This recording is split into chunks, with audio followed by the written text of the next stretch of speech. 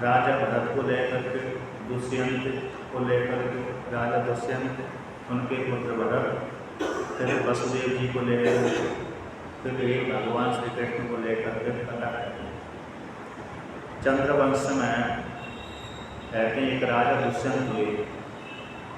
एक दुष्यंत शिकार खेलने के बहाने से जंगल में गए और जंगल में जाकर के कर्ण ऋषि के आश्रम पहुँच गए। एक कर्ण ऋषि के आश्रम, उस काल में कर्ण ऋषि कहीं गए तो वहाँ पर एक कन्या थी जिसका नाम शकुंतला था। उसको देख कर के इन्होंने देखा कि उसके प्रति आसक्त हो गए। उसके रूप आदि को देख कर के पूछा किसकी पुत्री हो, और उसके प्रति थोड़े मोहित से भी हो गए। तो मोहित होने के पश्चात दुष्यंत के विषय में आता है, उन्होंने विचार किया मेरी इंद्रियां गलत कार्य नहीं कर सकती, अर्थात मेरी इंद्रियां ऐसी नहीं है कि किसी ब्राह्मण की कन्या के ऊपर गलत नजर डाल सके। निश्चित रूप से इसके प्रति मेरी मन लालायत है, मन जा रहा है, इसमें कोई कारण है, या तो ये ब्राह्मण की कन्या नहीं हो सकती। ऐसा उनके ऊपर मन के ऊपर क्या था, उनको अधीन था, अतः मन के ऊपर शासन करूँगा। दुष्यंत राजा का अपने मन के ऊपर शासन था, स्वतंत्र उनका मन नहीं था। उन्होंने जब मन उनका उस एक कन्या के ऊपर चला गया तो विचार किया कि मेरा मन तो कभी भी अन्याय नहीं कर सकता, अस्वीकार नहीं कर सकता, फिर मेरा मन इस ऋषि की कन्या के ऊपर कैसे चला गया? निश्चित रूप से ये ऋषि की कन्या नहीं है। तभी मेरा मन गया, फिर जाकर के पूछा हे कन्या तुम कौन हो, किसकी पुत्री हो? तो उसने बताया मैं विश्वामित्र मुनि की मेनका के द्वारा पैदा हूँ। तब वो जान गए कि क्षत्रिय की कन्या है। उस काल में विश्वामित्र मुनि को किसी कल्प विशेष में सप्तऋषि ब्राह्मण पद की प्राप्ति नहीं होती, उस काल में तपस्या कर रहे थे। बाद में फिर ब्राह्मण पद की उनको प्राप्ति हुई। उन्होंने कहा, दुष्यंत ने कहा कि क्षत्रियों की जो कन्या है अपने लिए योग्य वर का वर्ण कर लेते हैं, इसलिए मेरी इच्छा है कि तुम मेरी पत्नी बन जाओ। तो दुष्यंत की वाणी को सुनकर के शकुंतला ने भी अनुमोदन कर लिया, ठीक है मैं आपको पति रूप से वर्ण करती हूँ। तो गंधर्व विवाह होगा। गंधर्व विवाह करके रात्रि को राजा वहाँ पर विश्राम किया। इस प्रकार से कहते हैं यानी विहार किया। उसी काल में वह गर्भवती भी हो गई। तो राजा तो गंधर्व विहार करके, गंधर्व विवाह करके, विहार करके अपने घर में आ गया। अब दूसरे पुराणों के अनुसार अंगूठी देकर के आया था, पुराण के अनुसार, हमारे महाभारत के अनुसार। उस काल में तो वो दुर्वासा ऋषि आए, उन्होंने श्राप दे दिया। आपको पता इसमें ज़्यादा नहीं आती, जहाँ पर दुर्वासा ऋषि ने शकुंतला को श्राप दे दिया था जिसके विषय में तुम चिंतन कर रहे हो वो तुमको भूल जाएगा। क्योंकि दुर्वासा ऋषि अपने पति को, शकुंतला अपने पति का चिंतन कर रही थी। उसी काल में दुर्वासा ऋषि आया और दुर्वासा ऋषि को देख करके शकुंतला का ध्यान ही नहीं गया कि दुर्वासा ऋषि आए, तो इनका स्वागत सत्कार, अतिथि सत्कार करना चाहिए, तो उसके ध्यान ही नहीं गया। तो दुर्वासा ऋषि ने देखा कि एक दूसरे की स्त्री होकर के, ऐसी होकर के, गृहिणी होकर के मेरा आतिथ्य सत्कार नहीं कर रही है, दूसरे का चिंतन कर रही है, मेरा अनादर कर रही है, जिसका ये चिंतन कर रही है वो भूल जाएगा। ऐसा श्राप दे करके तो वो तो चले गए। अब उसको श्राप का भी मालूम नहीं पड़ा तो मेरे को दुर्वासा ऋषि ने श्राप दिया। बाद में उसकी कन्या, उसकी जो शत्रुओं ने बताया कि उनको दुर्वासा ऋषि श्राप दे करके चले गया। उस काल में भी उसके जो पिता थे, यानी शकुंतला के जो पिता थे कर्ण ऋषि, उन्होंने उसको पालन किया था। यद्यपि विश्वामित्र मुनि की कन्या थी किंतु कर्ण ऋषि ने पाला था, इसलिए उनकी वो धार्मिक पिता कहलाए। उस काल में कर्ण ऋषि नहीं थे। अब बाद में भरत पैदा हुआ। पैदा होने के पश्चात जब भरत को लेकर के कर्ण ऋषि ने भेज दिया कि तुम अपने पति के पास में चले जाओ, तो वहाँ पर दुष्यंत ने उसको स्वीकार नहीं किया। क्योंकि दुष्यंत एक कल्प में तो आकाशवाणी बोला, एक कल्प में दूसरी प्रकार से, जब तक अंगूठी नहीं मिली। जिस कल्प में दुर्वासा ऋषि ने श्राप दिया था उस कल्प में तो जब उसको अंगूठी प्राप्त हुई तभी उसको याद आया कि हाँ मैंने किसी कन्या के साथ, किसी के साथ कर्ण ऋषि के आश्रम में गया था, उसका वहाँ पर विवाह किया था, मेरी पत्नी है।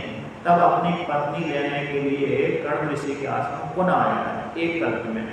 एक कल्प में तो जैसे ही शकुंतला अपने पुत्र को लेकर के दुष्यंत राजा के पास में गई, तो पहले तो निश्चित कर दिया उसने, यद्यपि जानता था ये मेरी पत्नी है, मेरा ही पुत्र है, दुष्यंत जानता था, किंतु लोगों के बीच में कैसे उसको उजागर करूँ कि मेरी पत्नी है कि दूसरे की एक पुत्र मेरा ही है, ये कैसे उजागर करूँ। तो वहाँ पर लोगों को विश्वास दिलाने के लिए उसने निषेध कर दिया कि तुम क्या प्रमाण है, तुम मेरी पत्नी हो, एक पुत्र मेरा ही है। उस काल में उसको प्रमाणित करने के लिए अपने पुत्र, ये दुष्यंत का पुत्र भरत है, इसको प्रमाणित करने के लिए और मैं तुम्हारी पत्नी हूँ, इस प्रकार से प्रमाणित करने के लिए आकाशवाणी स्वयं हुई। आकाशवाणी कहा कि हे राजन, ये तुम्हारी पत्नी है, ये तुम्हारे द्वारा ही इसमें गर्भ धारण किया गया था, ये तो माता तो मातृ अपनी के समान है, तुम ही इसका कैसे हो आधान, गर्भ को आधान करने वाले तुम ही हो, इसलिए तुम इस पुत्र का पालन करो, भरण पोषण करो, ये तुम्हारे यश को फैलाएगा, बड़ा तेजस्वी बात है। इस प्रकार से जब इस प्रकार से आकाशवाणी हुई, कहा आकाशवाणी को सुनकर के राजा दुष्यंत ने स्वीकार कर लिया। अब बाद में वही व्रत पूरी करने का राजा बना। कहते शकुंतला का जब विवाह करके दुष्यंत राजा चले गए, उस काल में व्रत पैदा हुए बालक। अब पैदा होने के थोड़े दिनों के बाद उसमें ऐसी योग्यता थी, भगवान विष्णु के अंश अवतार से पैदा हुए थे, तो ऐसी इनमें इतनी सामर्थ्य थी कि शेरों के बच्चों को पकड़ लेते थे। अब बड़े थोड़े और बड़ी हुई, 5 वर्ष की हुई, उस काल में शेरों को भी पकड़ लेते थे। और शेरों को पकड़ करके उसके दांत गिनते थे, इस शेर के मुख में कितने दांत हैं, इस शेर के मुख में कितने दांत हैं। अब हो सकता शेर खा भी सकता था, किंतु नहीं खा पाया उसको। क्या कारण हुआ कि शेर नहीं खा पाया? एक तो कर्ण ऋषि का आश्रम था, और दूसरा ये भी था कि कर्ण ऋषि ने उसके गले में ऐसा एक ताबीज बांध दिया, यंत्र बांध दिया। इसको बंधे रहने के कारण दूसरा शेर के मुख खुलता ही नहीं था। अगर शेर की इच्छा नहीं होती तो मैं इसको खाऊँ, अथवा शेर यदि खाए तब भी मर जाए। ऐसा भी उसका ताबीज की महिमा थी, यंत्र की महिमा थी। लेकिन बलवान बड़ा था, तो शेर को पकड़ करके उसके मुख को खोलता था और खोल करके देखता था कि इसके मुख में कितने दांत हैं। तो ऐसे उसके तेजस्विता को देख करके, बल को देख करके और बड़े सूरवीर को देख करके उसका नाम भी ख्याति को प्राप्त हुआ। भरत उसका नाम था, भरण पोषण करने वाला था, दूसरे को भरण पोषण करने वाला था और सभी प्रजा का अच्छी प्रकार से पालन करने वाला था। इसी के नाम से किसी कल्प में भारत नाम ही पड़ा, इसी को लेकर एक कल्प में तो ऋषभ देव जी के पुत्र जो 100 हुए थे, उसमें से जो सबसे बड़ा पुत्र भरत था उसके नाम से भारत पड़ा। किंतु किसी कल्प में इसको लेकर के भी नाम पड़ा हुआ था भारत। और भरत यानी भारत के द्वारा पहले अजनाब वर्ष आदि था, भरत के माध्यम से भारत नाम पड़ा। तो भारत शब्द का अर्थ होता है 2 धातुओं के द्वारा इसका नाम जाना जाता है, भारत का। भा एक धातु है और रत है, यानी रम प्लस धातु एक धातु है, तो 2 धातुओं को लेकर के भारत शब्द बनता है। भा धातु दीप्ति अर्थ में, दीप्ति का अर्थ ज्ञान, और रम पीड़ाया धातु से रत शब्द बनता है। माँ का लोग हो जाता है, ता आके जुड़ जाता है, तो रत तो कहते जो ज्ञान में रमण करता है, ज्ञान में जो रमण करता है उसको भारत कहते हैं। तो यहाँ के जो मनीषी है, ज्ञान में ज़्यादा रमण करते हैं, लौकिक विषय भोगों में रमण नहीं करते। जो मनीषी ऋषि मुनि मनीषी हैं, ऋषि मुनि हैं, लौकिक विज्ञान को रमण नहीं करते। किसमें रमण करते हैं? ज्ञान में रमण करते हैं। हमारी आत्मा का चिंतन करते रहते, अपनी आत्मा का चिंतन करते रहते, ये आत्मा कैसी है, किस प्रकार से जगत आदि का उसने सृजन किया, पालन किया, संकार किया। तो ज्ञान में ही जो रमण करते हैं उसको कहते हैं भारत है। ऐसे भरत की संतान को भारत कहते हैं, और भारत में रहने वाले व्यक्ति को भारतीय कहते हैं। तो ऐसा जो भरत था, कहते हैं बाद में वही कहते हैं हस्तिनापुर का राजा बना, आता उसी के चंद्र वंश को उसने आगे बढ़ाया। अब इसके विषय में भी आता है, इसका वंश थोड़ा कैसा हो गया था, नष्ट हो गया था। इसके 3 पुत्र पैदा हुए, काशीराज की कन्या थी, उनके साथ इसने विवाह किया। अब विवाह करने के पश्चात उन पत्नियों से बोलने का तुम्हारे जो पुत्र हैं मेरे योग्य नहीं है। ऐसा सुनते ही उन पत्नियों ने सोचा कहीं राजा हमको त्याग न दे, तो क्या किया, पत्नियों ने अपने अपने पुत्र को घेर दे दिया और मार दिया। जब मार दिया तो फिर इसके पश्चात उनका वंशी नष्ट हुआ। फिर बाद में भरत राजा ने पुत्र प्राप्ति के लिए मरुतों का यज्ञ किया। तो उन्होंने पितरों का यज्ञ किया, मरुदगणों का यज्ञ किया। उन्होंने एक भरद्वाज नाम का पुत्र दिया, उसी से फिर वंश परंपरा आगे चली। तो कहते हैं कि इस राजा ने, भरत नाम के राजा ने पूरे भारत पर राज्य किया, पूरी पृथ्वी पर राज्य किया। तो जो ब्राह्मण के साथ द्वेष करने वाले थे, साधु संतों के साथ द्वेष करने वाले थे, ऐसे राजा को उन्होंने संहार किया दिग्विजय काल में। तो कहते हैं कौन कौन से, किराते गुणान यज्ञान अंतहान कम काम असान शकान अभ्रमणान निर्वांशान मलेचान दिग्विजय ग्राम। कहते हैं राजा भरत ने दिग्विजय के काल में किरात नाम में का जो राजा होते हैं, किरात देश में रहते हैं, राजा करके किरातों की संज्ञा पहाड़ों पर रहती है, ये भी ब्राह्मणों से द्वेष करते हैं। तो किरातों को मार दिया जो राजा थे। गुण नामक जो थे उनको मार दिया। यवनों को, जो यवन नाम के राजा कहलाते थे, राजा थे लेकिन ब्राह्मणों से, ब्राह्मण साधु संतों से द्वेष करते थे। आंध्र नाम के जो राजा थे, आंध्र देश में रहते थे। कंक नाम के जो राजा थे, खस थे, सक थे, मिलेक्ष थे। मिलेक्ष का अर्थ होता है जो गौमांस का रक्षण करता है। ये सारे ब्राह्मण आदियों से द्वेष करने वाले, इन सब जो ब्राह्मण द्रोही राजा थे उन सबको इसे भरत ने संहार कर दिया, नष्ट कर दिया। बाद में थोड़ी थोड़ी बीज उनका बचा था, तो धीरे बीज जो बचा था बीज फिर विस्तार को प्राप्त हो गया। तो आजकल तो अभी मिलेक्षमय कहते हैं, मिलेक्षों के संग जा रहे हैं। भविष्य पुराण में वर्णन आता है कि पूरा जब कलयुग अंतिम में जाएगा उस काल में तो पूरा विश्व ही मिलेक्षमय हो जाएगा, ऐसा वर्णन आता है अंतिम कलयुग में। इस प्रकार से भविष्य पुराण में आता है। इसे राजा भरत ने कहते हैं 27,000 वर्ष तक एक सत्र राज किया था। अब राम जी ने तो 11,000 वर्ष तक राज किया था, किंतु इसने तो 27,000 वर्षों तक राज किया था। तो इसने कहते हैं गंगा किनारे और यमुना किनारे बहुत यज्ञ किए थे, 133 यज्ञ किए थे। गंगा किनारे और यमुना किनारे दोनों के बीच में, कहते हैं इन दोनों के बीच की भूमि में तो 131 नामक यज्ञ किए थे, 131 इस प्रकार से।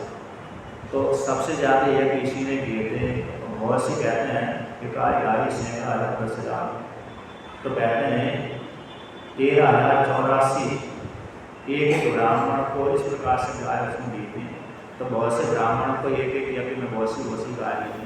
इन कुल मिलाकर के बहुत करोड़ों संख्या में ब्राह्मणों को दान दिया था।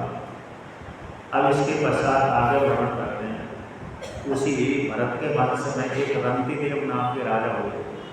आपने सुना होगा रंतिदेव का।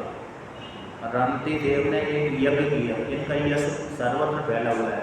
आपने पढ़ा हो चाहे ना पढ़ा हो, सुना हो चाहे ना सुना हो, रंतिदेव नाम के बहुत प्रसिद्ध राजा हुए। इन्हीं रंतिदेव का नाम भगवान भास्कर ने, आदि शंकराचार्य भगवान ने जो नर्मदाष्टक है, तो नर्मदाष्टक में नाम उजागर किया, उद्धृत किया है। तो वहाँ पर एक का नाम आता है रंतिदेव। तो कहते हैं इन्होंने एक यज्ञ किया जिसमें सब कुछ दान कर दिए जाते। तो सब कुछ दान कर दिए जाते, ऐसा यज्ञ किया। राजा थे, सब कुछ दान कर दिया, यज्ञ किया। तो उसमें एक जोड़ी वस्त्र को छोड़ करके, जो उनकी पत्नी थी, पुत्र थे, भाई बंधु थे, पत्नी पुत्र को स्वयं इसको लेकर, भाई बंधु को लेकर, तो ऐसा यज्ञ किया जिसमें सब कुछ दान कर दिया। जमीन ज़्यादा सबका दान कर दिया। राजा थे, राजा की जो प्रजा की संपत्ति थी उसका दान नहीं किया। प्रजा की जो संपत्ति होती है उसका दान का अधिकार राजा को नहीं है, बल्कि अपने पास में जो कर के रूप में आई है वो संपत्ति का दान का अधिकारी राजा होता है। तो राजा ने सर्वमेध नामक यज्ञ किया, जिसका नाम होता है सर्वमेध, जिसमें सब कुछ दान कर दिया जाता है। अपने पास कुछ भी नहीं रख सके, धातु का तो पात्र भी नहीं रख सकते। तो ऐसा यज्ञ किया, तो ऐसा यज्ञ करने के पश्चात सब कुछ दान कर दिया। उनके पास में क्या बचा? मात्र पहनने का एक जोड़ी मात्र वस्त्र, दूसरा जोड़ी भी नहीं, दूसरा जो वस्त्र होता है बदलने के लिए वो भी नहीं, और खाने भिक्षा लेने के लिए, मांगने खाने के लिए तो मात्र मिट्टी का पात्र, चांदी सोना चांदी लोहे आदि का भी पात्र नहीं। तो मिट्टी के पात्र में भोजन करते थे और पहनने के लिए मात्र एक जोड़ी वस्त्र था जो अंग को ढकने वाला था। उसी प्रकार से स्त्री के पास में उनकी जो पत्नी आती, पुत्र की जो पत्नी आती, उनके पास में भी ऐसे एक एक जोड़ी वस्त्र थे। अब वो आकाश गति से जीवन निर्वाह करते थे। तो एक काल सबको तो दान कर दिया। इसके पश्चात ऐसी रास्ते में बैठ गए जहाँ पर आम पब्लिक ज़्यादा जाति आदि जाति रहते थे, तो उस रास्ते में रहकर के निर्वाह करते थे सबको दान करने की व्यवस्था। तो कभी उनको भोजन आकाश गति से 8 दिन के बाद प्राप्त हो जाता, कभी प्रतिदिन हो जाता था, कभी महीने भर के बाद प्राप्त होता था। कोई व्यक्ति जा रहा है रास्ते से, देखा कि राजा बैठा हुआ है, इसको भिक्षा दे देना चाहिए, तो व्यक्ति घर से बना करके ले जाता था। तो 1 महीना 2 महीना साल 2 साल व्यतीत हो गए, साल आदि। तो भगवान ने एक बार उनके धर्म की परीक्षा लेने के लिए ब्रह्मा विष्णु महेश ने इंद्रदेवों ने ही परीक्षा लेने के लिए उनके पास में आए। तो उनको 48 दिनों तक भोजन ही नहीं उपलब्ध कराया। भगवान ने उनको 48 दिनों तक भोजन ही उपलब्ध नहीं कराया, क्योंकि भगवान सभी को खिलाने वाले होते हैं। ऐसे भगवान ने प्रतिज्ञा करी, मैं किसी को भूखा नहीं रखता, ऐसी प्रतिक्रिया भगवान की। किंतु उनके धर्म की परीक्षा लेने के लिए भगवान ने उनके पास में 48 दिनों का भोजन नहीं पहुँचाया। 48 दिनों के पश्चात कोई व्यक्ति खीर मालपुआ पकवान आदि लेकर के उनके पास में गया। अब भगवान लेकर के गया, जल आदि भी लेकर गया, जल भी उनके पास नहीं था। स्नान आदि कहीं करते होंगे तो लेकिन जल पान नहीं करते उस काल में भी।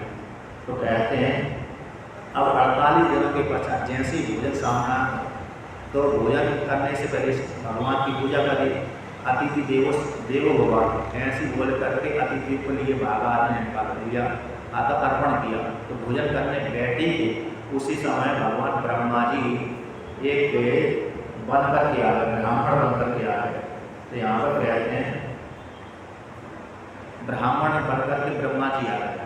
तो ब्राह्मण बनकर के जैसे ब्रह्मा जी आए तो उन्होंने देखा कि ब्राह्मण आया है, अतिथि देवो भव ऐसे जान, अतिथि देवता का समान होता है, ऐसा जान करके ब्राह्मण को भोजन दे दिया, आधा भोजन करा दिया। तो ब्राह्मण आधा भोजन करके चला गया। अतः जब तक ब्राह्मण उसका पेट नहीं भराया तब तक खाते ही रहा। तो उसने ब्राह्मण ने जो भोजन उनको प्राप्त हुआ उसमें से आधा भोजन खा गया। अब वो तो चला गया ब्राह्मण। इसके पश्चात दूसरे का नंबर आया। जैसे ही वो आपस में बांटने के लिए तैयार हो, खाने के लिए तैयार हो, उसी समय एक शूद्र आ गया। अब शूद्र कौन बन गए? विष्णु भगवान बन गए। तो कहते हैं विष्णु भगवान शूद्र बन करके अतिथि के रूप में आया। तो कहने लगा हे रतिदेव, मैं बहुत दिनों से भूखा हूँ, आप मेरे को भोजन प्रदान करिए। तो जैसे ही ऐसा उसने कहा तो ऐसा शुरू करके अतिथि जान करके और ये बहुत दिनों से भूखा ऐसा जान करके उसमें शूद्र में भी ये भगवान दे करके उन्होंने आप उसको भोजन दे दिया। क्या दे दिया? अपना जितना उसको खाना था उतना पूरा उतना भोजन करा दिया। अब थोड़ी सी बची खीर बची और जल बचा था। अब जैसे ही पहले वो खाने के लिए आपस में बांटने के लिए तैयार हो, उसी समय कहते हैं एक और शूद्र आ गया। वो शिव जी बन कर के आ गए। अब शिव जी बन कर के आ गए तो उसने कहा महाराज मैं बहुत दिनों से भूखा हूँ। तो जो बचा हुआ वो शिव जी को शूद्र को दे दिया। अब उसके साथ एक कुत्ता भी था। तो महाराज ये कुत्ता भी बहुत दिनों से भूखा प्यासा आ रही है, इसको भी आप क्या कर दीजिए, भोजन दे दीजिए और जल ला दीजिए। जो लास्ट में अंतिम दिन में अंतिम भाग में जल मात्र बचा था, उस जल के लिए भी एक और चांडाल और कुत्ता को लेकर बोल दिया कि हे राजा, मेरा कुत्ता बहुत दिनों से भूखा है, प्यासा है, उन्हें प्राणी निकल रहे हैं, इसलिए जल हो तो जल प्रदान कर दीजिए, आप जल मेरे को पिला दीजिए जिससे मेरे प्राण बच जाएं। तो ऐसा बोल कर के जब देखा कि इसको बहुत करुणा आई, हम तो 48 दिन हो गए, अगले दिन फिर दे जाएंगे, किंतु इसके प्राण जल के बिना इसके प्राण बच जाए तो कितना अच्छा होगा, इसके कष्टों को दूर हो जाएंगे। ऐसा भावना से बाधित होकर के, तो भावना से करुणा से युक्त होकर के यदि मैं जल दूंगा तो कोई समस्या नहीं, इसके प्राण नहीं बचेंगे, किंतु ये प्राण ये जल इसको मैं जल नहीं दूंगा, इस शूद्र को जल नहीं दूंगा, कुत्ते आदि को जल नहीं दूंगा तो ये तुरंत ही मर जाएगा, तो मेरे को दोष आदि लगेगा।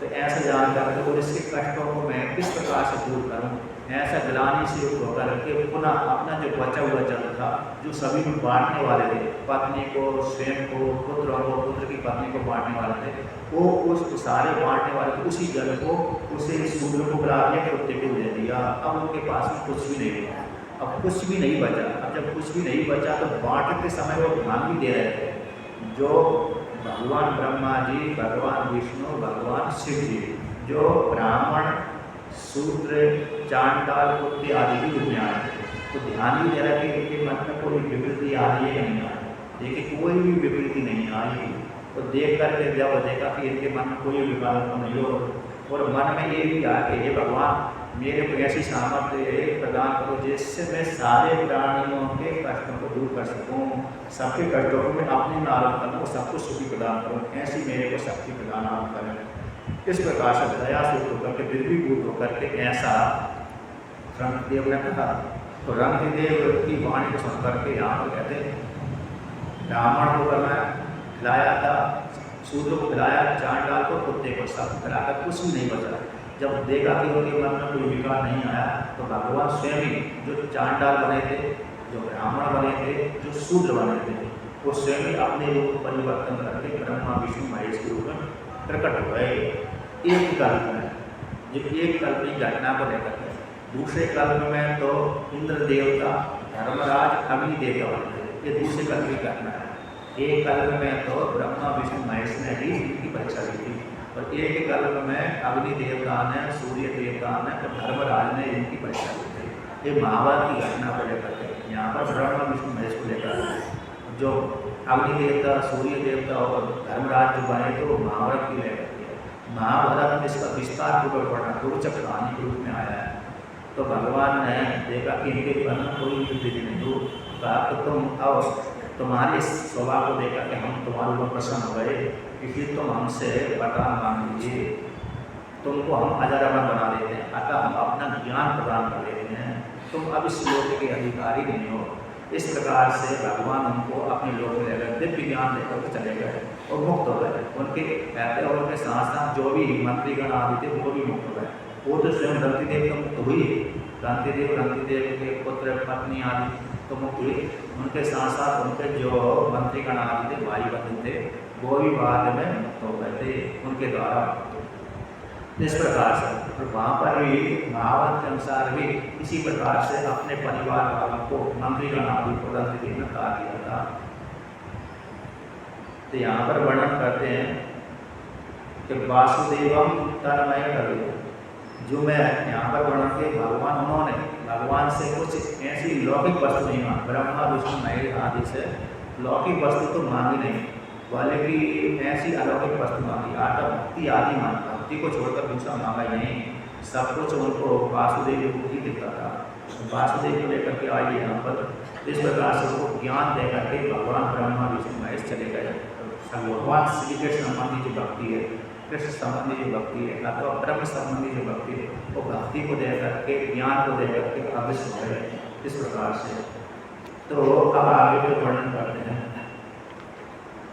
चंद्रवंश को लेकर के, कहते हैं चंद्रवंश में यदु महाराज हुए, चंद्रवंश को लेकर के, चंद्रवंश जो यदु है उन्हीं यदु के यदुवंश के मध्य में ये जो पैदा हुए कौन से वसुदेव जी, जो सूर्यसेन के पुत्र थे, इसलिए भगवान श्री कृष्ण को सौरी भी बोलते हैं, भगवान श्री कृष्ण को सौरी बोलते हैं। सूर्य के पुत्र थे इसलिए सौरी। वसुदेव जी का एक नाम आनक दुंदुभी है, वसुदेव नाम भी है, आनक दुंदुभी है। इनको देख करके आनंद की प्राप्ति होती है। इनके विषय में आता है कि सत्य प्रतिज्ञ थे, झूठ नहीं बोलते थे। इनके कहते हैं 7 विवाह हुए थे वसुदेव जी के। एक कहते पहली पत्नी की कौरवी थी, दूसरी रोहिणी थी, तीसरी भद्रा थी, चौथी मदरा थी, पांचवी रोशना थी, छठी तिला थी, सातवीं देवकी थी। तो इस प्रकार से देवी की 7 विभाग थे। सबसे छोटी उनकी जो पत्नी थी देवकी थी। उन देवकी के गर्भ से अष्टम के रूप में भगवान श्री कृष्ण का जन्म हुआ था। अब यहाँ पर कहते हैं तो द्वापर युग का अंतिम समय था। तो जो सतयुग में राक्षस थे, जो भगवान विष्णु से देवताओं से द्वेष करते थे, कुछ त्रेता के राक्षस थे जो भगवान विष्णु से द्वेष करते थे, राक्षस देवता आदि। तो वही अब द्वापर युग के अंतिम काल में क्षत्रिय के रूप में पैदा हुए। उस काल में जो सतयुग में राक्षस देवता आदि थे जो भगवान विष्णु से देवताओं से द्वेष करते थे, वही क्षत्रिय वर्ण में राजा के रूप में पैदा हुए थे। और राजा के रूप में पैदा होकर के ब्राह्मण विरोधी हो गए थे, धर्म विरोधी हो गए थे, अत्याचार करने लगे थे। तो सारी पृथ्वी अधर्म को देख करके पृथ्वी कैसे दुखी हो गई। दुखी होकर के देवता पृथ्वी गाय का उदाहरण करते, पृथ्वी माता गाय का उदाहरण करके विष्णु भगवान के रूप में व्यक्त हुए कि हे महाराज, मैं बहुत बाहर से पीड़ित हो गई हूँ, अधर्म रूप जो बाहर है उनके द्वारा मैं पीड़ित हो गई हूँ, आप मेरा उद्धार करिए, मैं दुखी हो गई।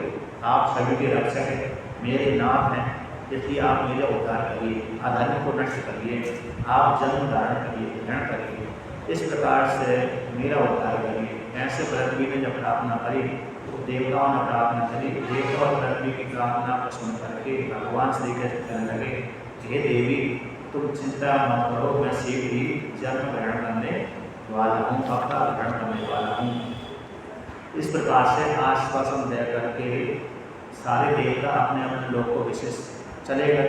और भगवान कृष्ण ने विचार किया, अब इस मेरा समय आ गया है, तो मेरा समय आ रहा जन्म लेने का।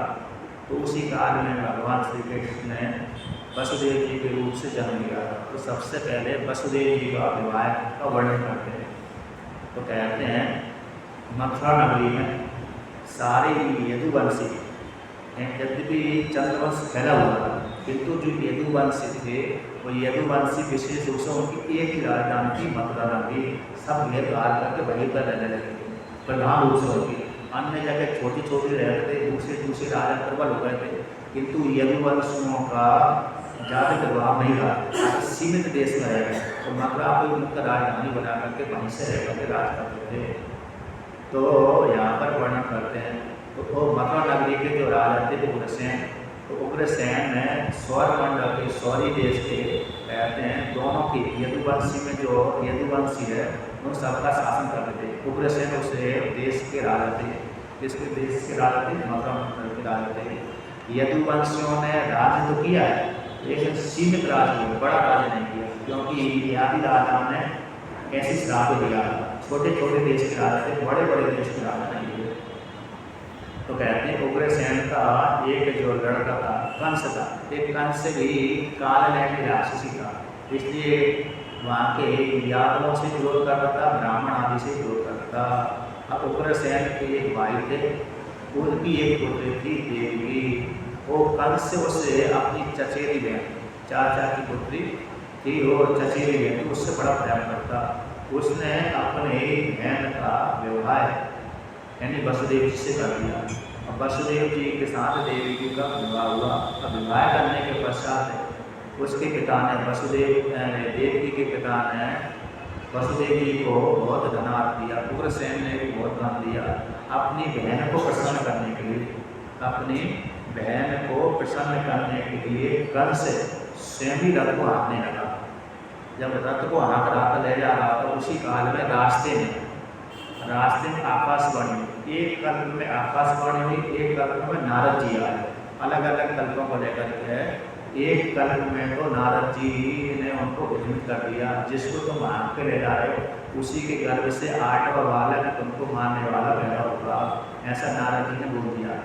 तो एक कल्प को करना लेकर इस कल्प में जो वर्तमान भागवत को लेकर के इसमें आकाशवाणी जुड़ा। तो जैसे ही अपनी बहन को प्रसन्न करने के लिए रथ के ऊपर बैठ करके घोड़ों की रस्सी पकड़ करके विदा करने के लिए ससुराल में पहुंचाने के लिए ले जा रहा था, उसी काल में कहते हैं पति प्रगृहणं कंसम आवास्याः शरीरवान् अस्यास्य त्वम् अष्टमो गर्भो हंतायां पैसेता। तो आकाशवाणी कहती है कि हे कंस, तुम जिस बहन को अपने पति के घर में भेजने के लिए जा रहे हैं, इसी के 8वें गर्भ का जो 8वां गर्भ है वह तुम्हारा काल है, तुमको मारने वाला पैदा होगा इसी गर्भ से, जिसको तुम विदा कर भेज रहे हो, ससुराल भेजने जा रहे हो, भाई उसी के 8वें गर्भ, 8वां जो गर्भ है उसी गर्भ के द्वारा, 8वें गर्भ के द्वारा तुम्हारी मृत्यु होगी। ऐसा आकाशवाणी ने बोल दिया। जैसे ही आकाशवाणी सुना कि मेरी बहन का 8वां जो गर्भ में बालक होगा, उस बालक के हाथ से मेरी मृत्यु होगी। यहाँ पर बालक को लेकर बालिका को लेकर नहीं, 8वां गर्भ में जो बालक होगा उस बालक के हाथ से मेरी मृत्यु होगी। क्योंकि 8वां गर्भ हो सकता है, बालिका भी हो सकती है, बालक भी हो सकता है। सीधा सीधा गर्भ कहेंगे तो बालक बालिका दोनों आ सकती हैं, किंतु कहा कि 8वां गर्भ जो बालक होगा उसी बालक के हाथ से तुम्हारी मृत्यु होगी, जिसको तुम भेजने जा रहे हो उसी के 8वें बालक से। ऐसा जैसे ही कहा उसी समय उसने आकाशवाणी सुनकर कहते अपनी बहन को ही मारने के लिए उतावला हो गया। तो उसने अपनी बहन को नववधु को चोटी पकड़ करके तलवार निकाल करके मारने ही वाला था। तो जैसे ही मारने वाला था उसी समय वसुदेव जी ने देखा कि ये तो अत्याचार हो गया, आकर नववधु जो नववधु को अभी उसके हाथ की मेहंदी छूटी हुई है, ऐसे उसको मारने वाला है। तो ऐसे निंदनीय कर्म को देख करके, निंदनीय कर्म को देख करके क्रूर कर्म वाले कंस को ऐसा उग्र देख करके वसुदेव जी उसको सांत्वना देने लगे, ये राज ऐसा गलत कार्य मत करिए। तो यहाँ पर वसुदेव जी समझाते हैं कंस को, सलाहनी है गुणा सौरे भगवान रोधे यशस्करः साधकं भगवती मन्या स्त्रियं उद्भावे पदवी। वसुदेव जी कहते हे भोजवंश को आनंद देने वाले, हे सूरवीर, आप कैसे अपनी बहन को मारने के लिए उतावले हो रहे हो? विशेष रूप से अभी इसका विवाह ही हुआ, विवाह के पर्व पर ही आप कैसे अपनी बहन को मारने के लिए उतावले हो रहे हो? ये तो अच्छा कर्म नहीं है। एक तो तुम्हारी बहन है, दूसरा नववधु है, तो तुम बड़े इतने सूरवीर हो, और सूरवीर होकर के एक स्त्री का मारने के लिए कैसे युक्त हो रहे हो, कैसे प्रवृत्त हो रहे हो? ये तुम्हारे यश को खंडन करने वाला, नष्ट करने वाला है। तुमने स्त्री की हत्या, यदि स्त्री की मारोगे तो स्त्री की हत्या करने वाले हो जाओगे। कहते हैं स्त्री तो अबला होती है, इसलिए अबला स्त्री को नहीं मानना चाहिए इस प्रकार से। और विशेष रूप से अभी इसका विवाह ही हुआ है, तो विवाह के काल में आप कैसे इसको मान रहे हो? इस प्रकार से समझाया। और दूसरी प्रकार से कहते हैं वसुदेव जी, मृत्युरे जन्म बताम वीरा देह सजायते अध्यावाद्य सकांते वा मृत्युर्वै प्राणिनाम। हे वीर, मृत्यु तो शरीर के साथ ही उत्पन्न होती है। जो बालक अथवा बालिका जन्म लेती है उसी काल में उसके पीछे मृत्यु भी पड़ जाती है। साथ ऐसा नहीं मृत्यु बाद में आती, नहीं, साथ ही मृत्यु जन्म लेती है। तो जिस काल में बालक बालिका जन्म होता है उसी काल में मृत्यु भी उसी साथ जन्म ले लेती है। देह सजाते मृत्यु, जन्म वालों के साथ शरीर के साथ ही मृत्यु का जन्म होता है। चार व्यक्ति आज मरे अथवा 100 वर्ष के बाद मरे, लेकिन मरना उसको निश्चित है। कोई भी व्यक्ति जन्म लेने वाला व्यक्ति अजर अमर नहीं होता। अजर तो हो सकता है, अमर नहीं हो सकता। अजर का अर्थ तो जरा से रहेगी, अजर तो हो सकता है, अमर नहीं हो सकता। शरीर से जुड़ है, जैसे बहुत से ऋषि मुनि देवता जरा से रहते हैं, बहुत से राजा भी जरा से रहते, स्त्रियाँ आदि को लेकर के भी बहुत सी स्त्रियाँ जरा से रहती हैं। देवताओं की स्त्रियाँ तो जरा से रह होती हैं, देवता और देवताओं की स्त्रियाँ जरा नहीं आता उनके पास में, किंतु वो देवता और देवता की स्त्रियाँ मरते ही नहीं, ऐसी बात नहीं है, तो मरते हैं, उनका शरीर छूट जाता है। ज्ञानी है तो मुक्त हो जाते, अज्ञानी है तो पुनः प्रभु लोक में आते।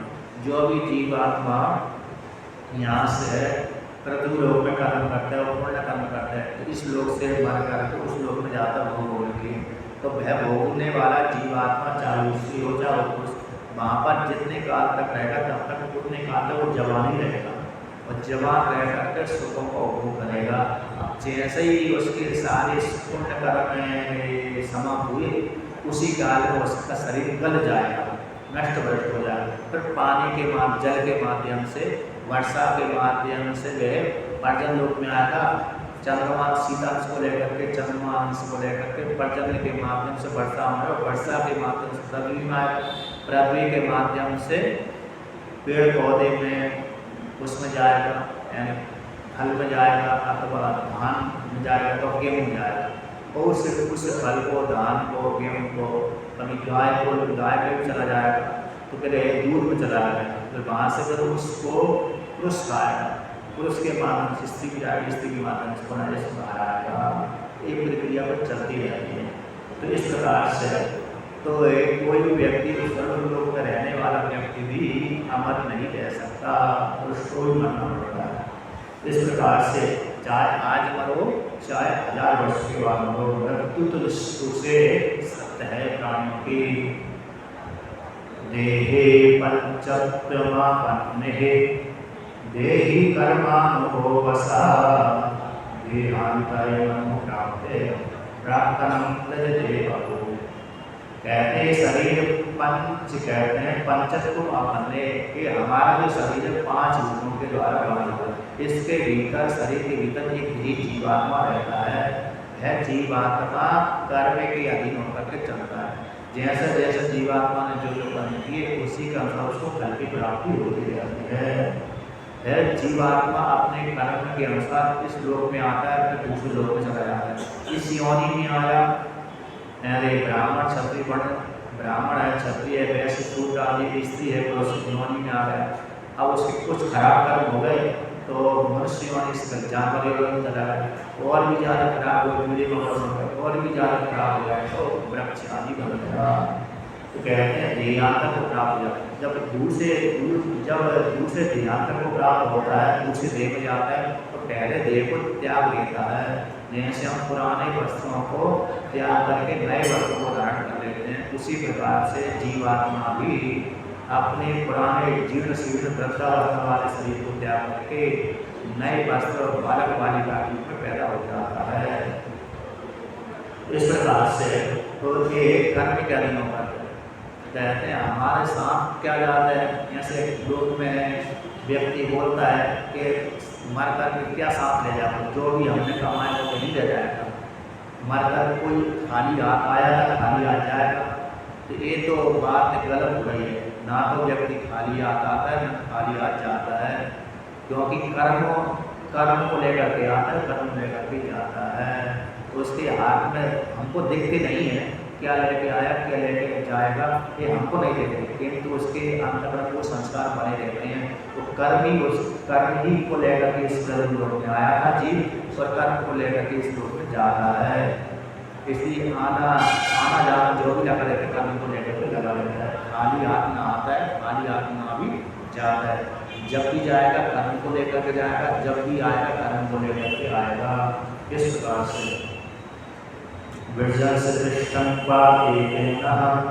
यते गच्छति यथा देहि कर्म। तो उदाहरण यहाँ पर देते हैं, जैसे कीट जल पर नया होता है। कीट जल पर नया देखा होगा आपने, कीड़ा देखा होगा। ऐसे कीड़ा होता है जब तक आगे का पैर नहीं जमता तब तक पीछे के पैर को छोड़ता नहीं। जैसे ही उस कीड़े ने आगे का पैर जमा लिया उसी समय पीछे के पैर को उठा देता है। आपने ऐसा कीड़ा देखा होगा, तो वो कीट जल का नियम होता है। उसी प्रकार से आगे के शरीर को देख करके जीवात्मा पीछे के शरीर को त्याग देता है। वो कहाँ देखता है जीवात्मा? हृदय के भीतर देखता है। जब जीव मरता है, जिस काल में जीव मरता है उस काल में हृदय के भीतर उसको आगे वाला, मेरे को भविष्य में किस योनि में जाना है, उस योनि वाला शरीर उसके सामने दिख जाता है। उसी को देख करके स्वीकार कर लेता, हाँ ये शरीर बहुत अच्छा है, इसी में निर्वाह करूँगी, मेरे लिए बहुत पसंद है। ऐसे जान करके चारों स्त्री का हो शरीर, चाहे पुरुष का हो, चाहे जानवर का हो, चाहे कीड़े मकोड़े का, कोई हो, उसको सामने दिख जाता है। वो करने के अनुसार ही दिखता है, ऐसा नहीं दिखता है कि अपनी इच्छा के अनुसार दिखता है, नहीं, करने के अनुसार दिखता है। कर्म वो जो कौन से कर्म है उसको फल देने के लिए उन्मुख हो जाते हैं, जो कर्म में फल देने के लिए उनको उपमुख हो गए, सामने आ गए, भाई उसी के रूप में वो शरीर के रूप में परिणत हो जाते हैं। तो उसी शरीर को अपना स्वीकार करके पीछे वाला जो शरीर था बूढ़ा वाला, उसको त्याग देता है। इस प्रकार से एक अंश आप ऐसा घृणित कार्य मत करिए, आप अपनी बहन को मत मारिए। इस प्रकार से बहुत समझाया, किंतु वो माने ना। जिसको मरने का बहुत भय रहता है वो अपनी जान बचाने के लिए दूसरे को मार ही देता है। वो नहीं देखता कि मेरी माँ है, कि पिता है, कि भाई है, कि बंधु, कि पत्नी है, कि पुत्र है। यदि इसको खतरा हो गया माता से, पिता से, भाई से, बंधु से, पत्नी से, ये तो अपने दूर के बालों को तो मार ही देता है, किंतु अपनी पत्नी को भी, पुत्र को भी, माता को, पिता को, बहन को, भाई को, सबको मार देता है खतरा के लिए देकर, अपनी जान को देकर। मेरे को हिंसा पहुँचाने वाले, मेरे को मारने वाले, ऐसा जान करके अपने भाई बंधु को मार देता है।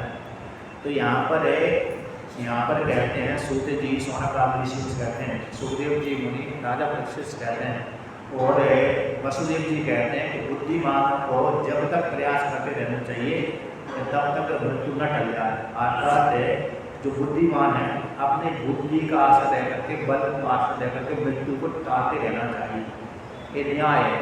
तो ऐसा करने से उसको अपराध नहीं लगता। यदि चारों टले चार न टले, किंतु बुद्धिमान पर है प्रयास करते रहना चाहिए, बल को लेकर के प्रयास करते रहना चाहिए और बुद्धि का आशा लेकर के, बुद्धि के द्वारा किसी प्रकार से मृत्यु कर लिया। जैसे व्यक्ति मरने से बचने के लिए महामृत्यु का पाठ जाप करवाते नहीं करवाते हैं, तो मंत्र बल को लेकर के मृत्यु को टालने की कोशिश करते हैं। और बल को लेकर के जैसे युद्ध क्षेत्र में जाते हैं तो बल को लेकर के अपनी मृत्यु को टालते हैं, दूसरे को मार देते हैं, अपने को बचा लेते हैं जो योद्धा होते हैं। तो बल को लेकर के, बुद्धि को लेकर के मृत्यु को टालते रहना चाहिए। जिससे कहते हैं यहाँ पर बुद्धिमानों को प्रयत्न करते रहना चाहिए। ऐसा करने से यदि चार मृत्यु टले चार न टले, ऐसा करने से उनको अपराध की प्राप्ति नहीं होती। यदि बुद्धि बल से बल भी है, बुद्धि बल भी है और प्रयास ही नहीं किया तो फिर ऐसे व्यक्ति को क्या हो जाता है, दोष की प्राप्ति हो जाती है। जैसे कोई किसी स्त्री की हिंसा करने वाला है, वहाँ पर उसको बचाता नहीं है तो देखने वाले को दोष की प्राप्ति हो जाती है। कोई गाय को मार रहा है तो हिंसा कर रहा है गाय को, उसको दूसरे व्यक्ति देख रहे हैं, तो ऐसे व्यक्ति यदि गाय को मरती हुई देखते हैं, व्यक्ति देखने वाले को पाप लगता है। इसलिए गाय को मारने वाले को तुरंत वहाँ से भगा देना चाहिए। तो यहाँ तो शास्त्र में वर्णन आता है कि गाय की हिंसा करने वाले को मार देना चाहिए। इस प्रकार से तो किसी न किसी प्रकार से मेरे को बचाना है, ऐसा जान करके तो और भी समझाया। तो कहते हैं अब वसुदेव जी ने कहा कि हे राजन, हे कंस, तुमको देखो, तुमको इसके बालक से भय है ना, इससे तो भय नहीं, तुमको इसके बालक से भय है, इससे हो सकता है। तो यहाँ पर मन में विचार किया, हो सकता है कि इसके बालक से भय है इसको तो, किंतु हो सकता है ये अभी तो मैं बचाने की कोशिश करता हूँ, हो सकता है भविष्य में अपने आप ही बालक जो 8वां बालक पैदा होगा, इससे पहले ही या तो ये मर जाए अथवा बालक इसको मार दे, या तो ये स्वयं ही मर जाए अथवा ये इसको जो 8वां बालक है उस प्रकार से इसको मार दे। अथवा कहते हैं कभी कभी ऐसा होता है, कभी कभी मृत्यु वाले इसको टाल दिया जाता है, कभी कभी हमारे पास मृत्यु आ रही उसको हम प्रयत्न के द्वारा टाल देते हैं। कभी कभी लौटी हुई मृत्यु भी पास में आ जाती है, लौट गई फिर पुनः लौट करके आ जाती है। तो जैसे कभी जंगल में गए तो कभी कभी कोई ऐसे हिंसक जानवर आ गया जो हमारी मृत्यु का कारण था, तो वो कभी कभी तो भाग जाता है, कभी कभी लौट करके ले जाता है। तो दोनों प्रकार से तो प्रयत्न करते रहना चाहिए। तो ऐसा विचार करके मन में उन्होंने कहा, हे राजन, तुमको इससे भय नहीं होना चाहिए। तुमने ये आकाशवाणी सुनी है कि इसके अष्टम गर्भ से, अष्टम बालक, इसके गर्भ जो अष्टम बालक आएगा उसके हाथ से तुम्हारी मृत्यु हुई, किंतु इसके हाथ से तुम्हारी मृत्यु होने वाली नहीं है, ये आकाशवाणी ने स्पष्ट कहा। तो तुमको इससे भय नहीं होना चाहिए, इसलिए आप इसको क्यों मार रहे हो। और मैं वचन देता हूँ कहते हैं कि मैं इसका जो बालक होगा, अष्टम बालक होगा, तो इसके जो भी बालक होंगे मैं तुमको ला करके दे दूंगा। तो कंस ने कहा हाँ, आकाशवाणी ने स्पष्ट बोला कि इसके अष्टम बालक से ही मेरी मृत्यु होने वाली होगी, किंतु इससे मृत्यु होने वाली नहीं है। तो इसलिए ऐसा जान करके वसुदेव जी को उस काल में ख्याति थी कि झूठ नहीं बोलते, धर्म का त्याग नहीं करते, ऐसा उसको विश्वास था। उसको भी कंस को विश्वास था कि ये झूठ नहीं बोलते। तो पूरा विश्वास हो जाने के कारण तो बलदेव जी कभी झूठ नहीं बोलते, धर्म का कभी त्याग नहीं करेंगे। थोड़े से लोग को लेकर के, महान लोग को लेकर के तो कहते छोटे से लोग को लेकर के त्याग करके नहीं, महान लोग को लेकर के भी अपने सत्य का त्याग नहीं करेंगे। यहाँ तो उनकी बात को सुन करके उन्होंने कहा ठीक है, मेरे को अपनी बहन से कोई विरोध नहीं है, मेरे को अपने बहन से कोई खतरा नहीं है, किंतु इसके अष्टम बालक से खतरा है मेरे को, इसे तुम ला करके दे देना। इस प्रकार से उन्होंने स्वीकार कर लिया, ठीक है अब मैं इसको नहीं मारूंगा, तुम ऐसी बोलते हो। तो वसुदेव जी ने सामने रह करके उसने अपनी बहन को छोड़ दिया। फिर आगे गाली हुआ। इसके पश्चात कहते हैं 1 वर्ष के अंतर अब देवकी ने एक पुत्र का प्रसव किया। अब वसुदेव जी भी उस प्रसव को लेकर, उस पुत्र को लेकर के कहते हैं यहाँ पर 1 वर्ष में एक बालक को जन्म दिया देवकी ने। तो देवकी के 8 पुत्र और 1 पुत्री है, जिस पुत्री का नाम सुभद्रा पड़ा था भविष्य में। तो कहते हैं तो 1 वर्ष में एक बालक को उत्पन्न किया उसने। तो एक जो प्रथम बालक पैदा हुआ उस बालक को ले जाकर के कंस के सामने ले गए वसुदेव जी। और वसुदेव जी जब ले गए कंस के सामने, कंस ने देखा हे वसुदेव जी, आपने अपनी सत्य आप जो प्रतिज्ञा थी उसका पालन किया है, और मेरे को तो इस बालक से कोई खतरा नहीं है। जो प्रथम बालक है इस बालक से 7 बालकों से मेरे को बिल्कुल किंचित मात्र भी खतरा नहीं है, इसलिए इस बालक को तुम ले जाओ। ऐसा बोल दिया तो वसुदेव जी पीछे ले जा रहे हैं। वसुदेव जी अपने घर में ही उस बालक को ले आए। इसके पश्चात उसी काल में नारद जी आए। यदि भी वसुदेव जी को विश्वास नहीं हुआ था, हो सकता है एक दूर वाला व्यक्ति है, कब जिसकी बुद्धि खराब हो जाए कब बुला ले, तो अपने पुत्र को उन्होंने देखा कि इसके ऊपर विश्वास नहीं है, ज्यादा है कि मेरा पुत्र जीवित बचा रहेगा, पहला ये और विश्वास ही नहीं किया। फिर भी बेमन से होकर के उस पुत्र को अपने घर में ले आया। इसके पश्चात जैसे पहले पुत्र को छोड़ दिया, उसी काल में वसुदेव जी तो अपने घर में चले गए। उसी काल में आ गए नारद जी। नारद जी ने उसको मोहित कर दिया। नारद जी ने क्यों मोहित कर दिया? नारद जी ने देखा कि ये जल्दी ज़्यादा पाप नहीं करेगा, भगवान देर करेंगे आने के लिए, इसलिए इससे थोड़ा और ज़्यादा पाप बढ़ जाए तो तुरंत ही भगवान आएंगे।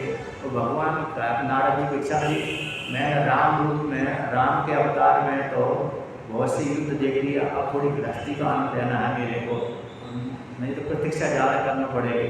इसलिए भगवान नारद जी ने गृहस्थी के आनंद को लेकर के, थोड़ी युद्ध को लेकर के विष्णु भगवान को जल्दी भिजवाने के लिए ऐसा करना कर दिया। नारद जी ने एक बार विष्णु भगवान से कहा, महाराज बहुत दिन हो गए मैंने युद्ध नहीं देखा, तो कुछ युद्ध तो बताइए। नारद जी बीच बीच में बोलते रहे। तो भगवान विष्णु ने कहा ठीक है, उस काल के बाद मैं तुमको युद्ध का आनंद दिखाऊंगा। तो कृष्ण के रूप में उन्होंने दिखाया, राम के रूप में दिखवाया।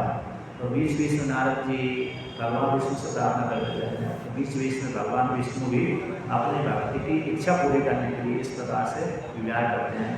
तो नारद जी बोल दिया कि हे राजन, देखो ये 8 लकीर रख देता हूँ तुम्हारे सामने, अब बताओ इसमें से अष्टम कौन सा है, आगे पीछे करो तो वो यही अष्टम आ रहा है। तो ऐसी इसका मतलब भ्रमित कर दिया।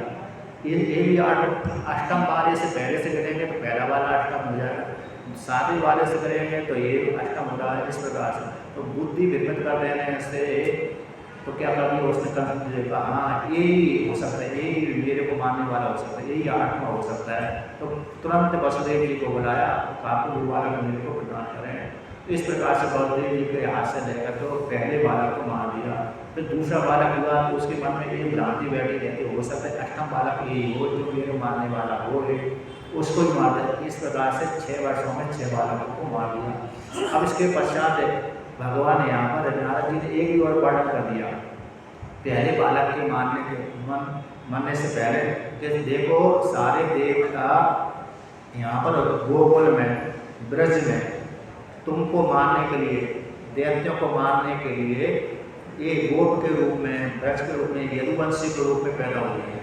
क्योंकि ये पृथ्वी माता ने और देवताओं ने क्या किया था, भगवान विष्णु से प्रार्थना करी थी कि राक्षसों का अत्याचार बढ़ गया है, राक्षस क्षत्रिय कुल में पैदा हुए, हे भगवान मैं उनकी आराधना से दब गई हूँ, आप मेरा उद्धार करिए। इसी सारे देवता भगवान विष्णु की आज्ञा लेकर के, जो वसुदेव हैं, नंद बाबा हैं, देवी है, ये सारा तुम स्त्री पुरुष मत जाना, ये साक्षात देवता ही यहाँ पर आए हैं। तो इस प्रकार से तुमको हिंसा पहुँचाने के लिए इन्होंने इस देवताओं ने इस रूप में अपना लिया। ऐसा भगवान नारायण जी को उसको तकलीफ कर दिया। उसी काल में वसुदेव और देवकी को बंदी जेल में डाल दिया। जब तक जेल में नहीं डाला तब तक नारद जी ने उसको विरोध नहीं किया, तब तक तो वसुदेव अपने घर में ही थे। जब जैसा नारद जी ने विरोध कर दिया कि ये देवता ही तुमको मारने के लिए, तुम्हारे यानी कुल को, राक्षस जाति को मारने के लिए ये देवता ही इस रूप में पैदा हुए हैं, तो ऐसा सुन करके कंस ने क्या किया, वसुदेव और देवी को बुलाया और जेल में डाल दिया। जब तक नारद जी ने विरोध नहीं किया तब तक निकाला। इसके पश्चात कहते हैं पहला पुत्र मार दिया, दूसरा पुत्र मार दिया, 6 पुत्र मार दिए। इसके पश्चात 7वां पुत्र जो आया, हम 7वां कौन आया, भगवान शेष जी आया। तो भगवान विष्णु ने अपनी योग माया से कहा, हे योग माया तुम ये देवी का जो सप्तम गर्भ है मेरा अंशकार है, भगवान शेष जी हैं। भगवान शेष जी ने विष्णु भगवान से प्रार्थना करी, हे महाराज त्रेता युग में मैं बहुत परेशान हो गया, तुम्हारी आपकी आज्ञा पालन करते करते मेरे थक गए, अब मैं छोटा भाई बनना नहीं चाहता, छोटे भाई की बड़ी परेशानी होती है, अब मैं बड़ा भाई बनना चाहता हूँ। तो भगवान ने कहा ठीक है तुम इस बार बड़ा भाई बन जाओ, मैं छोटा बनूँगा, पिछली बार तुमने मेरी सेवा करी, इस बार मैं तुम्हारी सेवा कर देता हूँ। तो भगवान विष्णु ने पहले उसको भेज दिया शेष जी को। शेष जी को देवकी घर में जैसे जाए, देवकी घर में आकर के कहते 5-6 महीने के पश्चात है योग माया से कहा, एक योग माया इस गर्भ को रोहिणी के घर में आप स्थानांतर कर दीजिए। तो रोहिणी के घर में योग माया ने स्थानांतर कर दिया। उस काल में जो मथुरा की जो स्त्रियाँ थी उनको हो गया कि देखो देवकी का जो सप्तम गर्भ था वो तो वैसे करके मारे कर गया, नष्ट भ्रष्ट हो गया, तो 7वां गर्भ समाप्त हो गया। अब यहाँ पर कहते हैं जैसी रोहिणी गर्भवती हुई, सब 4-5 महीने वाला गर्भ उसके घर में गया, उसको शंका हो गई, तो लज्जित सी हो गई। उसने कहा यदि मैं इस गर्भ वाली, मेरा पति तो जेल में है, कहाँ पर है, जेल में, और मैं गर्भवती हूँ, मेरे घर में बालक है, कोई आ गए योग माया के माध्यम जैसे भी आ गए, अब मैं समाज के बीच में जाऊँ तो मेरे ऊपर सारी स्त्रियाँ हाथ लांछनी लगाएंगी कि ये गर्भ कहाँ से, बिना पति के गर्भ कहाँ से आ गया, बिना पति के गर्भ आ गया, सिद्ध होता है कि तुमने मेरी विचार घर में किया। तो दुखी हो गई वहाँ पर देवी जब दुखी होगा, देवी कह रहा हूँ रोहिणी दुखी हो गई। तो रोहिणी दुखी हो जाने के पश्चात वहाँ पर कोई महात्मा आया, ऋषि आया, तो उन्होंने कहा तुम चिंता मत करो, ये देवकी का ही गर्भ है, तुम्हारे योग माया की भगवान की कृपा तुम्हारे पास में, ये तुम्हारे निमित्त कार्य नहीं है, गलत तुमने कार्य नहीं किया। इस प्रकार से रोहिणी को सांत्वना वहाँ पर दी, फिर उसने प्यार को डाल दी, नहीं तो हो सकती थी कि उसको निर्मित हो जाए। ये घटना दूसरे पुराण को लेकर के यहाँ पर वर्णन किया है। अब अष्टम कहते हैं उसी काल में भगवान विष्णु ने विचार किया अब मेरे को जन्म लेना चाहिए। तो कहते हैं भगवान विष्णु सबसे पहले वसुदेव जी के हृदय में आए और वसुदेव जी के माध्यम से भगवान विष्णु देवकी में गए। तो देवकी के घर में जाकर के कहते हैं गर्भ जब बड़ा हो गया उस काल में भगवान सारे देवी देवता भगवान की स्तुति करने के लिए आए। जब गर्भ थोड़ा बड़ा हुआ, जैसे 7 महीने तक गर्भ में अंग पूरे पुष्ट हो जाते हैं, गर्भ होता है 7 महीने का जो गर्भ होता है उस काल तक पूरा गर्भ कैसे हो जाता है, पुष्ट हो जाता है, हाथ पैर नख सारे निकल जाते, चेतना जागृत। 7 महीने से लेकर के 10 महीने तक 3 महीने के बीच में जीव को बहुत नारी की कष्ट भोगना पड़ता है उस काल, उपनिषद के अनुसार, मतलब पुराण के अनुसार। ये तो भगवान थे। अब गर्भ ने भी कहा कि महाराज मेरी क्या कोई निंदा करती है, निंदा करता है, इसलिए मैं जाना नहीं चाहता हूँ। तो भगवान विष्णु ने कहा मैं कृष्ण के रूप में तुम्हारी स्तुति करवाऊंगा, कृष्ण के रूप में जब मैं जन्म लूँगा तो तुम्हारी गर्भ की स्तुति करवाऊंगा। तो सारे देवता उस काल में गर्भ की स्तुति करने के लिए, कृष्ण भगवान को गर्भ की स्तुति करने के लिए आए। तो सारे देवताओं ने जो 7 महीने का 8 महीने का बालक होगा, उस काल में भगवान विष्णु के गर्भ रूप भगवान विष्णु की स्थिति करी। तो यहाँ पर कहते हैं जिस काल में भगवान विष्णु देवकी के घर में आते, उस काल में देवकी की शोभा दूसरी प्रकार की, जैसे 6 बालकों में जैसी शोभा उस देवकी की नहीं हुई थी, ऐसी शोभा भगवान विष्णु के घर में आने से हो रही। उस काल में वर्णन करते हैं सत्यव्रतम सत्यपरम त्रिसत्यम सत्यस्योनिहितं च सत्ये सत्यस्य सत्यमत सत्यनेत्रं सत्यात्मकं त्वां शरणं प्रपन्नः। ये सारे देवताओं ने, भगवान ब्रह्मा जी ने, शिव जी ने, इंद्रादि देवताओं ने भगवान विष्णु की स्तुति करी, गर्भ की स्तुति करी। सत्यव्रतम, आज सत्य व्रत को धारण करने वाले, सत्य परम, सबसे श्रेष्ठ और त्रिसत्यम, तीनों लोगों में आप भूतकाल भविष्यकाल वर्तमान काल तीनों कालों में आप सत्य रहने वाले हैं। सप्तस्योनि, पृथ्वी जल तेज वायु आकाश, पंचभूतों के आप कारण हैं। निहितम सत्य, आप सत्य जो दिख रहे हैं, हमारा शरीर दिख रहा है पंचभूतों का बना हुआ है, जिसके भीतर आप निवास करते हैं। सत्य से सत्यम, आप सत्य के भी सत्य हैं, पंचभूतों के सत्य तो हैं, सारे जगत के अधिष्ठान आप हैं। कहते सत्य नेत्रम, कहते हैं जो भी चक्षु इंद्रिय के द्वारा हम देख रहे हैं उनके भी आप साक्षी हैं। हम किसके द्वारा देखते हैं? हम चक्षु इंद्रिय के द्वारा देखते हैं, तो चक्षु इंद्रिय जिसको दिखलाती है उस चक्षु इंद्रिय के भी आप साक्षी हैं। ये उपनिषद के अनुसार है, सारा जो ज्ञान है यहाँ पर इतना इस बात के द्वारा पूरा वेदांत परक ज्ञान है। तो सत्य के भी आप लेते हैं, आप सारी चीजों की आप साक्षी हैं। सत्यात्मकम, आप सत्य स्वरूप है, ऐसे सस्वरूप आप परमात्मा की हम शरण ग्रहण करते हैं। इस प्रकार से देवताओं ने, ऋषियों ने, मुनियों ने भगवान विष्णु रूप कृष्ण भगवान की गर्भ में स्तुति करी और देवता की स्तुति करके चले गए। अब इसके पश्चात कुछ काल आ गया जिस काल में भगवान का जन्म होता है। कहते रोहिणी नक्षत्र, भाद्रपद मास का कृष्ण पक्ष की अष्टमी तिथि, अष्टमी तिथि को अर्धरात्रि को रोहिणी नक्षत्र में, उस काल में भगवान श्री कृष्ण ने जन्म धारण किया। जिस काल में भगवान श्री कृष्ण ने जन्म धारण किया उस काल में आकाश में सभी ग्रह नक्षत्र तारे शांत भाव को प्राप्त हो गए थे। उस काल में स्वच्छ हवा चले गई, उस काल में भगवान ने जन्म दिया। तो उसको लेकर कहते हैं निशीते कामोदभूते जायमाने जनार्दने दिव्यान्ते रूपिण्यां विष्णु सर्वविभासया आव्यासीयतः प्राच्यां दिशि दुहुरिपुष्कलः। तो इस श्लोक के माध्यम से कहते हैं निशीते तम उठते, अर्धरात्रि निशित काल में पूरी आधी रात थी, अर्धरात थी, उस आधी रात के समय में भगवान विष्णु देव की जो देव रूपिणी थी, देवताओं की देव रूपिणी थी, देवता जैसी थी, ऐसी देव रूपिणी देवी के घर से भगवान विष्णु संपूर्ण बुद्धियों, संपूर्ण प्राणियों के बुद्धि रूप गुहा में निवास करने वाले भगवान जो श्री कृष्ण हैं, संपूर्ण प्राणियों की जो बुद्धि रूप गुहा है उस गुहा में निवास करने वाले ऐसे भगवान विष्णु देवी के घर से बाहर प्रकट हुए।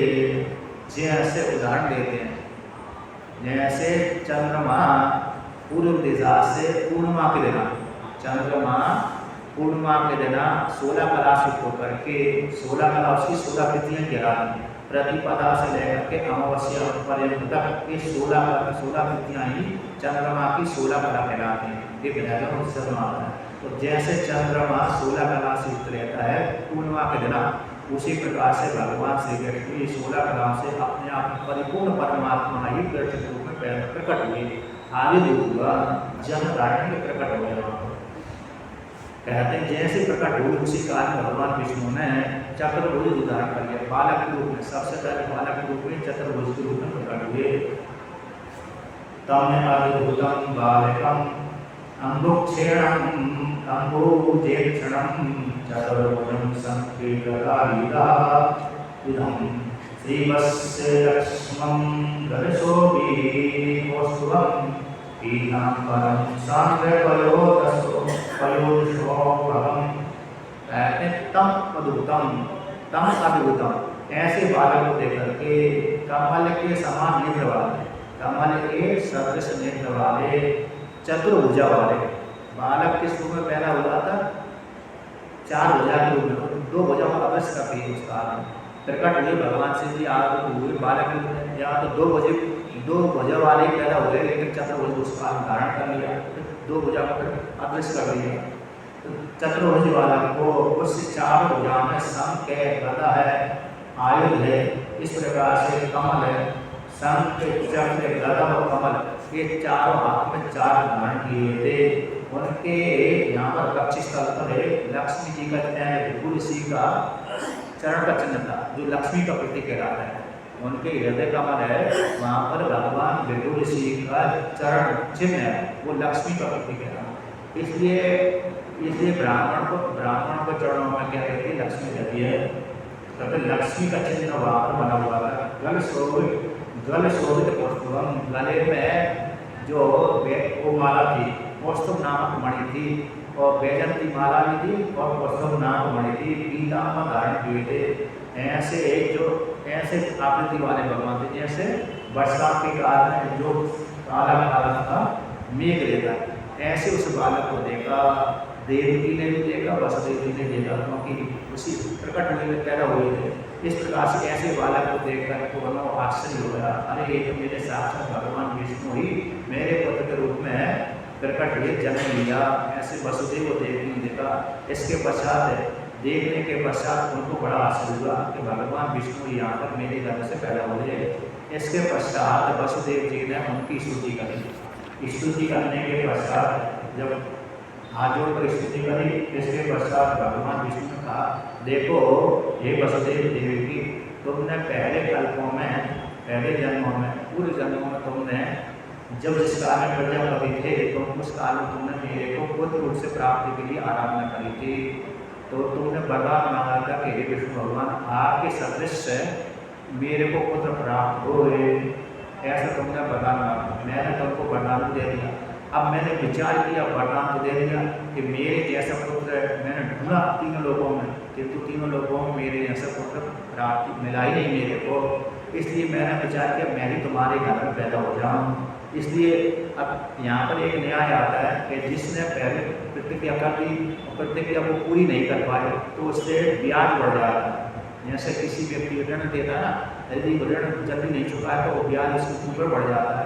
तो तुमने मेरे को एक पुत्र है कि ये वरदान मांगा था, अब मैंने उस मेरे सदस्य कोई पुत्र नहीं दे पाया, इसलिए मेरे ऊपर 3 गुना ऋण बढ़ गया, 3 गुना ऋण बढ़ गया। इसीलिए मैंने तुम्हारे घर में 3 बार जन्म धारण किया तुम्हारे माध्यम से। तो पहली बार में तुम मेरा जब तुम्हारे घर में पहला जन्म लिया, उस काल में कृष्ण गर्भ कहलाया। दूसरे कल्प में, दूसरे अवतार में मैं आपका वामन अवतार के रूप में मैंने आपको इंद्र का छोटा भाई बना। उस काल में आप कश्यप ऋषि और अदिति माता कहलाए। इस कल्प में आप वसुदेव वासुदेव देवकी और वसुदेव के नाम से प्रकट हुए। इसलिए मैंने तुम्हारे घर में, यदि भी तुमने एक बार पुत्र होने के लिए वरदान मांगा, किंतु मैंने तुम्हारे लिए 3 बार जन्म लिया है, 3 बार मैं तुम्हारे घर में पैदा हुआ। इस प्रकार से भगवान विष्णु ने उनको पूर्व का बोल बता दिया। देखो विष्णु, यदि विष्णु भगवान नहीं बताते तो लोग ये नहीं समझते कि विष्णु पैदा हुए अथवा साधारण बालक पैदा हुआ। तो अपने एक विष्णु रूप ख्याति को ख्यापन करने के लिए भगवान श्री कृष्ण भगवान ने अपना रूप भी दिखला दिया।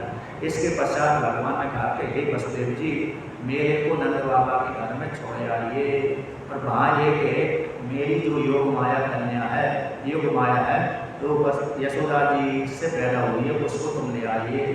इस प्रकार से आश्वासन दे रही, तुम इसको ले जाइए। कैसे ले जाकर तुम ले जाइए, अपने आप ही बड़ी आदि खुल जाएंगी, बेटी आदि खुल जाएंगी। इस प्रकार से बोल करके भगवान कृष्ण, भगवान विष्णु बालक के रूप में परिणत हो गए। अगर एक जो बालक नवजात बालक था उसके रूप में परिणत हो गए। और इसके पश्चात रोए नहीं, जैसे बालक पैदा होने के पश्चात होता है ना, भगवान विष्णु यहाँ पर रोए नहीं, जैसे वहाँ पर भी बालिका नहीं रोई, यहाँ से यहाँ भी नहीं रोए। जानते थे यदि रोगा तो गड़बड़ हो जाएगी, है क्या नहीं, तो रोए नहीं। इसलिए शांत होकर के वसुदेव जी ने उसको तो भगवान श्री कृष्ण को टोकरी में रखा और टोकरी में रख करके ले जाने लगे। उस काल में वर्षा भी भयंकर हो रही थी। जैसे ही दरवाजे के पास पहुँचे तो दरवाजे के पास कहते हैं टोकरी जैसी रखी उठा, उसी काल में उनके पैरों में जो बेड़ी लगी हुई थी, तो बेड़ी भी अपने आप खुल गई, हथकड़ी भी अपने आप खुल गई, बेड़ी खुल गई। दरवाजे के पास में गए, दरवाजे भी अपने आप खुल गए। अच्छा, जो सैनिक थे, चौकीदार थे, योग माया के प्रभाव से अचेत हो गए, क्योंकि योग माया उनके ऊपर हावी ना हो तो उनको मालूम पड़ जाएगा कि कोई पैदा हुआ है, बालक आवाज़ आ रही आएगी।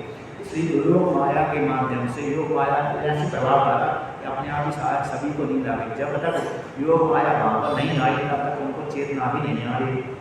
2-3-4 घंटा 5-6 घंटा लगातार वो सोती है।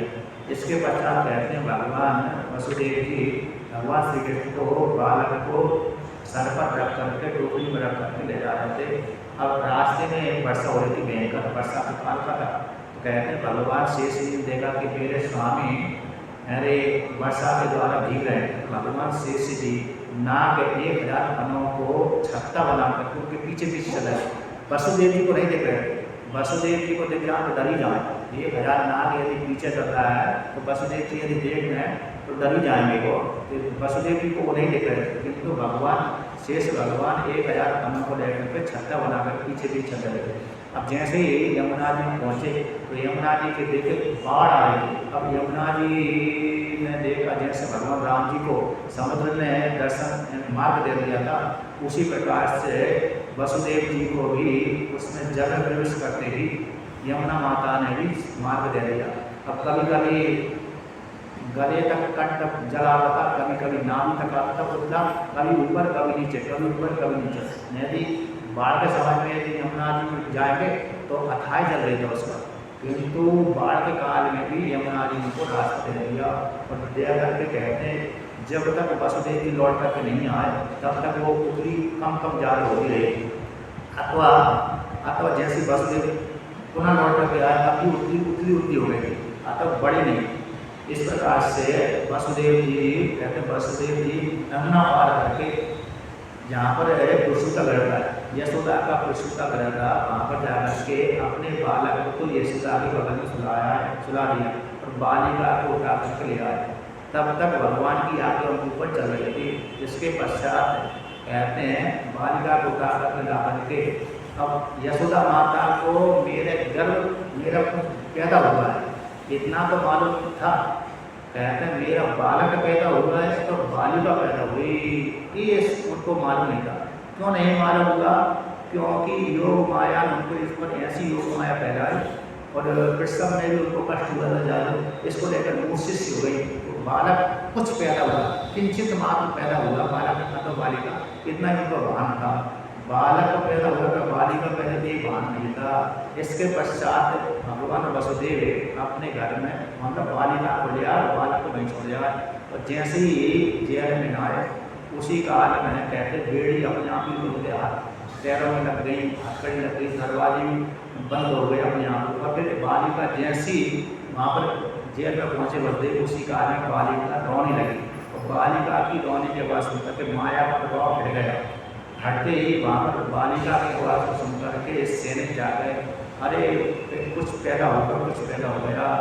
सीधी सैनिक कंस के पास में गुजरात पति के पास में हे राजन बस देवकी ने पुत्र को जन्म दिया है ऐसा बोल दिया। तो बस कहते हैं कंस भी उतावली होकर के रात्रि के समय ही कहीं उड़ता गिरता हुआ, कहीं चलता हुआ, कहीं समझता हुआ, कहीं अपने वस्त्रों को अस्त व्यस्त करता हुआ कहीं पर आ गया और वहाँ पर आकर के घर जेल में आकर के अपनी बहन से कहा वो बेटे को दे दीजिए, अष्टम बालक है। तो देवकी ने कहा हे भाई ये तो कन्या है, ये तो तुम्हारी कैसी पुत्री है, पुत्री के समान है, रोहित्री के समान है, इसको तो मत मारो, पुत्री के समान है, इसको मत मारिए। कन्या को मारने से इसकी हत्या लगेगी, ये तो नवजात है, तुमको तो पुत्र से खतरा था, ये तो कन्या है, कन्या से कोई खतरा नहीं है। जब इस प्रकार से देवकी ने कहा तो देवकी की वाणी को सुनकर भी उसको करुणा नहीं आई। उसने उस बालिका को लिया और बालिका को उठा करके दोनों पैर पकड़े और पकड़ करके पत्थर में मारा। जैसे ही मानने वाला तो उसी काल में बालिका उसके हाथ से छूट कर आकाश में स्थित हो गई। और आकाश में स्थित होकर के कहते हैं वो बालिका अष्टभुजा वाली बन गई। और अष्टभुजा वाली बन करके 8 भुजा से युक्त होकर के कहने लगी, हे मूर्ख कंस, तू मेरे को क्या मारेगा? तुझको मारने वाला कहीं पैदा हो चुका है, तुझको मारने वाला तो कहीं पैदा हो चुका है, और तू मेरे को क्या मारेगा? देख मेरा स्वरूप, तो वो तेरे को मारने वाला कोई पैदा भूतकाल में हो चुका है, क्योंकि वो पैदा हुए उसी प्रकार उसी कारण भगवान श्री कृष्ण पैदा हुए थे। तो योग माया जब इस प्रकार से 8 भुजा से होकर के कंस को दे दिया, और कंस को बोल करके फिर वहाँ से अंतर्धान हो गई। और कहाँ पर जाकर प्रकट हुई? विंध्याचल में, जो विंध्यवासिनी है वही अष्टभुजा वाली। उस काल में कहते हैं भगवान श्री कृष्ण की बहन कहलाती है।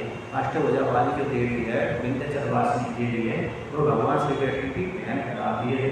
इसके पश्चात उसी अष्टभुजा का तू इन वसुदेव और देव को कष्ट दे रहा है, उनको छोड़ दे। तो इन्होंने कोई अपराध नहीं किया, तेरे मानने वाला तो कहीं पैदा हो गया। इस प्रकार से बोल करके वो आदेश हो गए। उसी कारण में अपनी गलती को स्वीकार करके उनको वसुदेव और देवी को प्रसन्न करने के लिए उनके चरणों में लगाया। और फिर इसके पश्चात कंस ने कहा कि मेरे वसुदेव हे देवी की मैंने बहुत अपराध किया, लेकिन मेरे को माफ करना, मैंने अपनी मृत्यु के कारण तुमको यहाँ कर दिया, क्योंकि तुम्हारे घर में से तो अष्टम बालक पैदा ही नहीं हुआ, ये तो बालिका पैदा हुई, इसलिए मेरे अपराधों को क्षमा करना। अब जो प्रारब्ध होता था वो तो भोगना ही पड़ता, जो प्रारब्ध होता है वो तो भोगना ही पड़ता है, इसलिए तुम मेरे अपराध को क्षमा कर दो। इस प्रकार से अपनी गलती को स्वीकार करके बहन को प्रसन्न करके बहन का ठीक है, अब गलती मांग रहा है, स्वीकार कर रहा है, क्षमा याचना मांग रहा, तो बहन ने उसको माफ कर दिया। उसी काल में वसुदेव देवी को छोड़ दिया, और वसुदेव देवी की भी प्रातःकाल होकर के अपने घर को चले गए, और फिर वहाँ पर रहने लगे। यार यहाँ पर है भगवान कहते हैं गोकुल में आकर के भगवान श्री कृष्ण का जन्म उत्सव मनाया। अब ये आ गए कहते हैं भयंकर जन्म उत्सव मनाया। जब भगवान प्रातःकाल हुआ तो प्रातःकाल सारे नगरवासी को मालूम पड़ा यशोदा के घर में पुत्र पैदा हुआ, पुत्र रत्न प्राप्त हुई है, माता भगवान श्री कृष्ण का जन्म हुआ, बालक जन्म हुआ। तो बालक की जन्म को सुनकर के सारे नगरवासी हाथ में सामग्री लेकर के आनंद को उत्सव मनाने लगे। उत्सव मनाया, वहाँ पर सारे दिन कई दिनों तक सब चलता रहा। इस प्रकार से आज की कथा पूरी। अब पूतना का पद, पूतना का पद अन्य पद को लेकर के अब अगले दिन करेंगे। ओम नमो नारायण।